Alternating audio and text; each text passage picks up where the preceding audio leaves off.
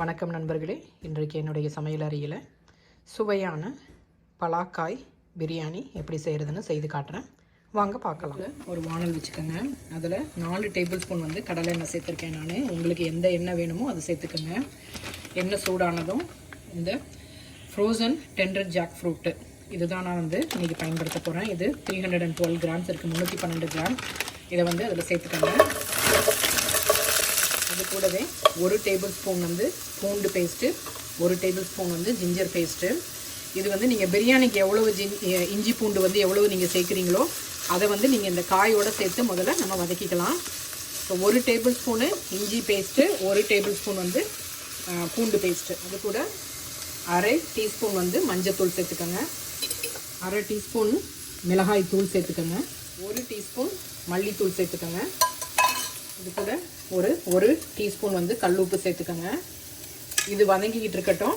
நம்ம இப்போ சைமல்டேனியஸாக இன்னொரு குக்கரில் வந்து நம்ம வெங்காயம் தக்காளி எல்லாம் வதக்கலாம். இன்னொரு அடுப்பில் வந்து குக்கர் வச்சுக்கோங்க. நீங்கள் வந்து பேன்லேயும் வந்து இது வந்து செய்யலாம். ஆனால் எங்கள் அப்பாவுக்கு வந்து ரொம்ப சாஃப்டாக இருந்தால் தான் ரொம்ப பிடிக்கும். எனக்கு வந்து கொஞ்சம் ட்ரையாக இருக்கணும். சாஃப்டாக வேணும்னா நீங்கள் குக்கரில் பண்ணுங்கள். அப்போ கொஞ்சம் உங்களுக்கு வந்து பிரியாணி வந்து சாஃப்டாக இருக்கும். இப்போ குக்கர் வச்சுட்டு அதில் வந்து 4 டேபிள் ஸ்பூனு கடலை எண்ணெய் சேர்த்துருக்கேன். எண்ணெய் சூடானதும் பட்டை, கிராம்பு, பிரியாணி இலை, கல்பாசி சேர்த்துருக்கேன். பட்டை வந்து 3 துண்டு, கிராம்பு வந்து 4, பிரியாணி இலை 2, கொஞ்சம் கல்பாசி, ஒரு 2 ஏலக்காயும் சேர்த்துக்கலாம். வதங்கினதும் வெங்காயம் சேர்த்துக்கலாம். வெங்காயம் வந்து 250 கிராம் எடுத்துருக்கிறேன். நல்லா நீல வாக்கில் பொடியாக நறுக்கிக்கங்க. இந்த ஜாக் ஃப்ரூட்டோட ஒரு அரை கப்பு தயிரும் சேர்த்து நம்ம வதக்கிக்கலாம். 2 மிளகாய், அது கூட தக்காளி சேர்த்துக்கோங்க. இது 200 கிராம் தக்காளி, இதையும் சேர்த்து வதக்கலாம். தக்காளி வெங்காயம் வதங்குறதுக்கு உப்பு சேர்த்துக்கலாம். 1 டீஸ்பூனு கல் உப்பு சேர்த்துக்கோங்க. இப்போ நம்ம இதை வந்து நிறுத்திடலாம். இது வந்து முழுக்க வேகணும்னு தேவையில்லை. ஏன்னா நம்ம பிரியாணி அரிசியோடு சேர்த்து நம்ம திரும்ப வந்து வேக வைக்க போகிறோம். இந்த மசாலாலாம் கொஞ்சம் இந்த காயில் ஏறுறதுக்காக தான் இந்த மாதிரி நம்ம வந்து செய்கிறோம். இப்போ இதை அடுப்பை நிறுத்திடலாம். இது கூட ஒரு அரை டீஸ்பூன் வந்து மிளகாத்தூள், 1 டீஸ்பூன் மல்லித்தூள், 1 டீஸ்பூன் சிக்கன் மசாலா சேர்த்துக்கோங்க. அது கொஞ்சம் வதங்கினதும் ஒரு கை வந்து நான் காஞ்ச புதினா வந்து சேர்க்குறேன். என்கிட்ட வந்து ஃப்ரெஷ் இல்லை. அதே மாதிரி ஒரு கை வந்து கொத்தமல்லி இலை சேர்த்துக்கோங்க.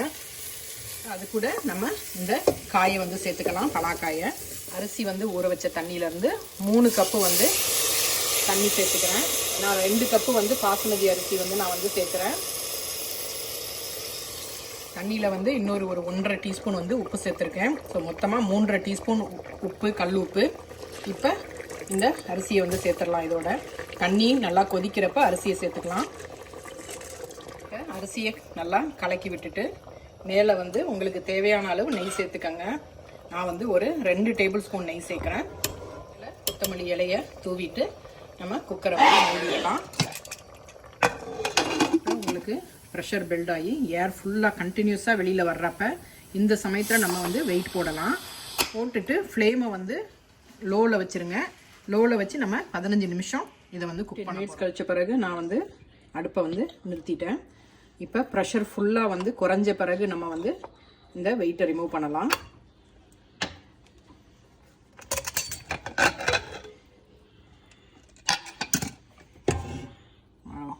சூப்பராக பிரியாணி தயாராகிருச்சு. எப்போதும் ஃபோர்க்கில் வந்து நம்ம கிளறி விட்டோம்னா உங்களுக்கு குழையாமல் நம்ம கிளற முடியும். பலாக்காய் பிரியாணி தயாராகிருச்சு. அதுக்கு வெங்காய பச்சடி, தயிர் பச்சடியும் சிப்ஸும் வந்து காம்பினேஷன் வந்து ரொம்ப அருமையாக இருக்கும். உங்களுக்கு இந்த வீடியோ பிடிச்சிருந்ததுன்னா லைக் பண்ணுங்கள், ஷேர் பண்ணுங்கள், சப்ஸ்கிரைப் பண்ணுங்கள். என்ஜாய். தேங்க்ஸ் ஃபார் வாட்சிங்.